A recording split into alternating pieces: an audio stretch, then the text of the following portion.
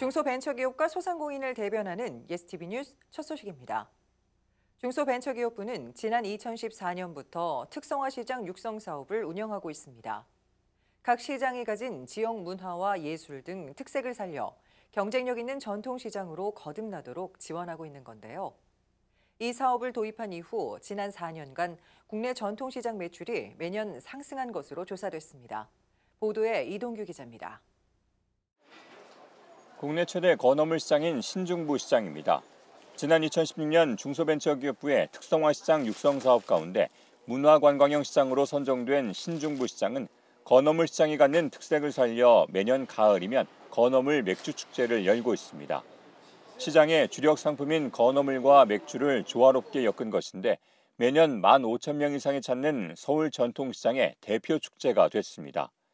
신중부 시장은 이 밖에도 노점 실명제 시행과 상인의식 개혁을 위한 상도 7조 등을 통해 새로운 시장으로 거듭나기 위한 노력을 해오고 있습니다. 그래서 문광의 시장 하면서 상인들 교육 문제로 많이 변화가 왔고 시장이 깨끗해졌고 상품이 소분화하면서 소비자들이 와서 사가기 좋은 상품이 많이 개발됐다고 봐야죠. 그래서 문광의 시장은 또 건맥 축제를 통해서 지금 우리나라 젊은이들이 많이 찾아오는 그런 시장이 됐고 또 세계적인 그 시장으로 변해서 관광객이 엄청 지금 많이 찾아오고 있습니다. 중기부의 특성화시장 육성 사업 정책과 시장 상인들의 자발적인 노력이 어우러지면서 신중부 시장을 찾는 손님들의 발길은 늘고 있습니다. 손님이 많이 늘어서 좋아요. 손님이 많이 늘고 외국 손님도 많이 오고 장사가 좀 많이 잘 돼서 좋습니다. 이처럼 전통시장을 변화시키는 특성화시장 육성 사업이 올해로 6년 차를 맞으면서 전통시장 활성화에 크게 기여한 것으로 나타났습니다.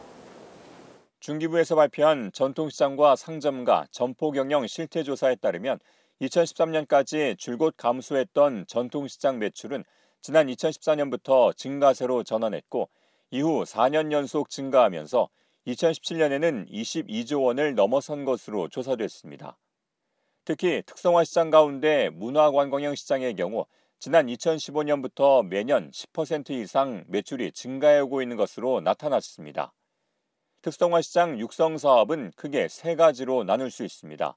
지역 전통시장의 롤모델로 육성하는 지역 선도형과 부문별 특성화를 집중 지원하는 문화관광형, 시장 원기능 회복을 위한 첫걸음 시장 육성 사업이 그것인데 2018년 말까지 전국에서 498곳의 전통시장이 특성화시장으로 선정돼 각 시장의 특색을 살릴 수 있도록 다양한 지원을 받았습니다.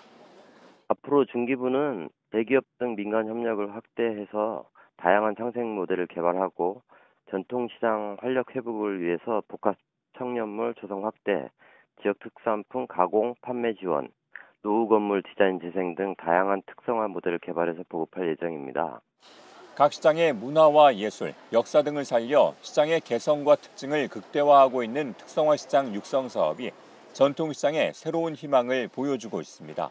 예스티비 뉴스 이동규입니다.